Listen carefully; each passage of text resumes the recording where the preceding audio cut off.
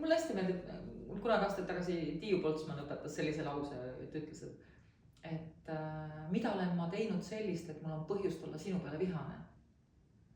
Ja mul ikkagi läks selle lause peale ikka ajud täitsa krüssi, et mis mõttes, et mina olen midagi teinud, et mul on põhjust sinu peale vihane olla. Ma ei ole midagi teinud. See, et sina oled teinud, sellepärast ma olen vihane.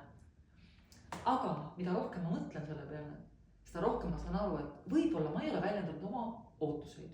Võib-olla ma pole väljendanud oma vajadusi. Võib-olla ma pole öelnud, et see on minu piirangutega küsimus. Ma ei ole valmis tegema mingeid asju. Sa ootad, et ma olen õhtul koju ja korrastan veel maja, teen söögi, olen rõõmus, puhanud ja lõpuks olen veel tõeline seksikiisu sul. Mul ei ole võimekus selleks.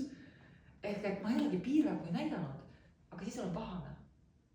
Ja siis on mu põhjust olla pahane, mida ta kõik ootab minult. Kui ma ise pole suud lahti teinud. Järjest muudkui aga rügan asju teha ja ütlen, kas sa näed, ma olen täitsa vihane. Ma olen juba nii vihane, ma olen nii endast väljas juba nii ärritunud.